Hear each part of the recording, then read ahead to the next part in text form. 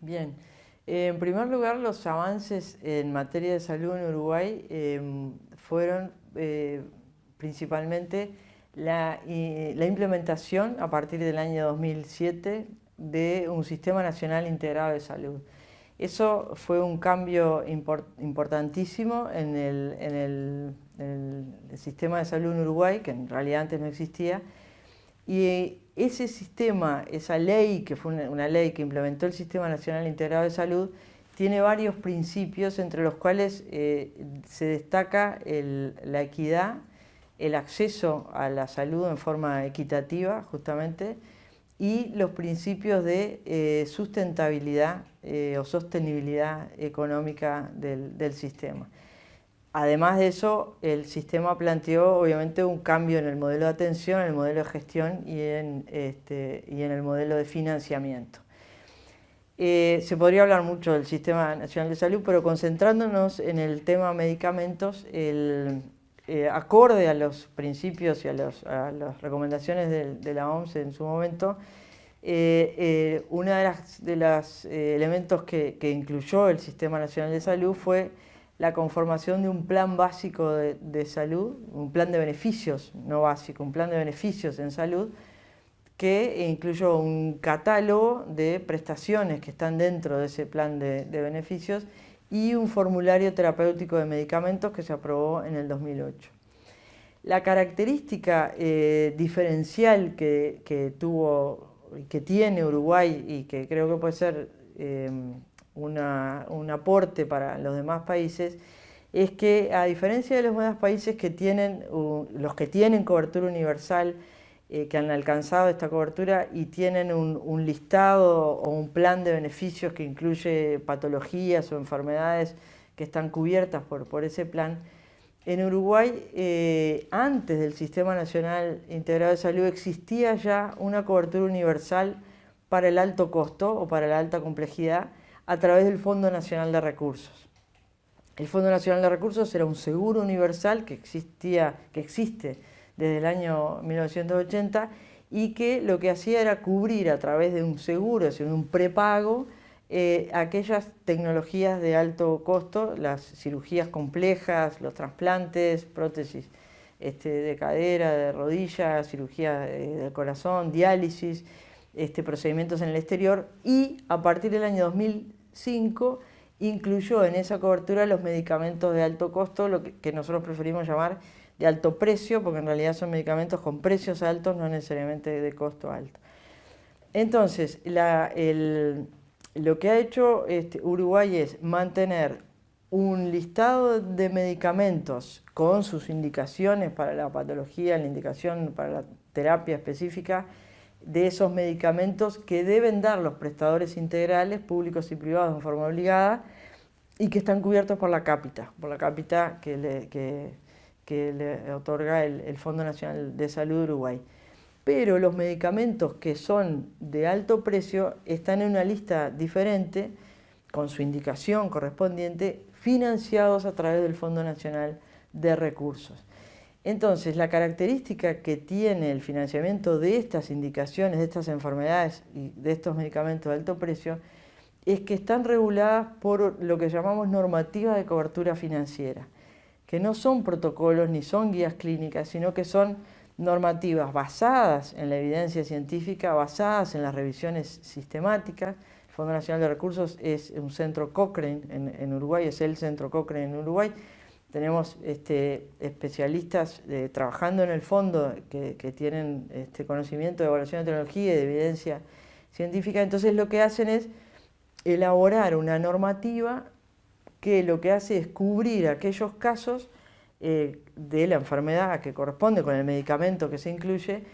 en los cuales hay más evidencia del beneficio clínico. Pero sumado a eso, una vez que se elabora esa normativa y antes de aprobar el ingreso a la cobertura, el fondo realiza un impacto presupuestal, un análisis de impacto presupuestal, que es a través de un modelo matemático, un modelo estocástico, proyecta el gasto en ese medicamento a 5, 10, incluso a 20 años, asumiendo que el precio se va a mantener eventualmente como ahora, pero tomando en cuenta si el medicamento es crónico, si los pacientes fallecen, la sobrevida global, en fin, todo un modelo de cuánto va a ir gastando en los siguientes años. Entonces, ¿qué pasa? Si ese medicamento tiene, de acuerdo a la evaluación que hace el Ministerio de Salud Pública y una comisión técnica asesora con la academia y se hace un trabajo de priorización, el precio es tan alto que no puede, que aún así, aunque el beneficio sea importante, no puede ser incluido en el formulario a cargo del fondo, el Fondo Nacional de Recursos, como es una persona pública no estatal, inicia un proceso de negociación con el laboratorio, un proceso de negociación de precios que incluye, y de hecho hay varios ejemplos que tiene el fondo, mecanismos, por ejemplo, de riesgo compartido con el laboratorio, tenemos varios ejemplos en el tratamiento del cáncer de mama, en el tratamiento del cáncer de pulmón, que son acuerdos con la industria, con el laboratorio, que nos permiten que el precio realmente sea un precio accesible o por lo menos que no tenga un impacto tan elevado. Sumado a eso, cuando viene un genérico o un biosimilar, también convocamos al laboratorio que tiene el original, negociamos con ellos el precio. Y solo un ejemplo, en un momento que entró un medicamento genérico de uno que teníamos para el cáncer de pulmón, el laboratorio original nos bajó al 50% el precio para mantener el medicamento bajo, es decir, que el fondo, que es el único comprador en Uruguay, lo comprara. Entonces, eso le ha permitido a Uruguay tener lo de alto costo, lo de alto precio, primero asegurando la cobertura universal, porque se hace una solicitud, el médico solicita el tratamiento a través de un formulario que tiene numerosas variables para ver si justamente si el paciente está dentro de la normativa, ha permitido tener esa cobertura universal sin esperas y sin ningún tipo de retraso en el inicio del tratamiento, con una reunión clínica que es la que se fija si el paciente está incluido en la normativa, y con una sustentabilidad económica, porque este fondo tiene un presupuesto que es un presupuesto marcado, es decir, no es presupuesto nacional, recibe dinero del FONASA, pero en base a una cuota por persona, una cápita por persona fija. Hoy está en $8, es decir, $8 por persona incluida en el Sistema Nacional de Salud, se transfieren al Fondo Nacional de Recursos, pero una vez que se transfiere quedan ahí. Y lo que ocurre es, cada vez que se plantea la incorporación de un nuevo medicamento de alto precio que tiene evidencia y valor clínico de alta magnitud, se hace una priorización de esos medicamentos con mayor valor clínico y menor impacto presupuestal, y en base a esa priorización el Ministerio de Hacienda, el Ministerio de Economía y Finanzas en Uruguay, dice, bueno, para cubrir estos medicamentos de acá en más, tenemos que subir el valor de la cuota del Fondo Nacional de Recursos a un tanto por ciento. Y entonces, como suben un porcentaje, que es déficit fiscal para Uruguay, ¿no? Porque es todo dinero público en definitiva, si suben ese porcentaje, el fondo durante todo el año fiscal se mantiene y se ha mantenido en los hechos con un equilibrio económico, sin deudas, sin retraso en los pagos y con cobertura universal. ¿Cuál es el principal desafío? Hay dos desafíos importantes. El primero es que todo este proceso de priorización y de análisis de evidencia y de inclusión y de estudio que se realiza entre el Ministerio de Salud Pública y el Fondo debe ser conocido, debe ser compartido por la sociedad, debe ser compartido y conocido por todos los actores que tienen que ver, incluyendo el Poder Judicial. Debe ser compartido y debe ser acordado entre todos los actores, y por lo tanto no debería pasar que si hay un medicamento que no está incluido y que no fue incluido en esta priorización, no debería pasar, como sí está pasando, que cada vez más hay una judicialización por estos medicamentos que no han sido incluidos en el formulario, y que cada vez, a medida que ingresan los medicamentos a Uruguay, a comercializarse en Uruguay, que no puede hacer, que entra en esta judicialización. Yo tengo ahí dos preguntas. Una,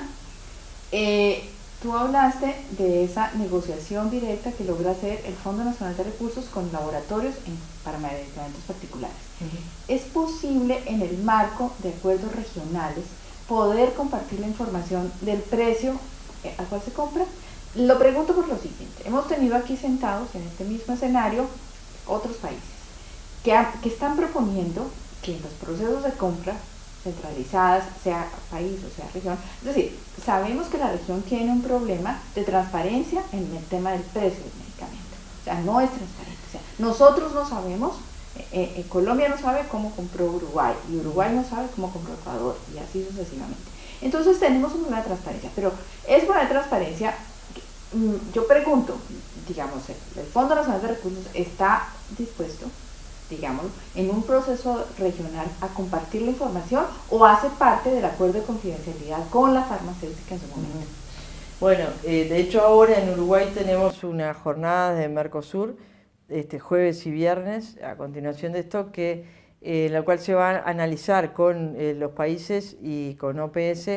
cuáles son aquellos medicamentos que los países podemos comprar a través de OPS. El Fondo Nacional de Recursos ha comprado a través de OPS con los precios que negocian los países,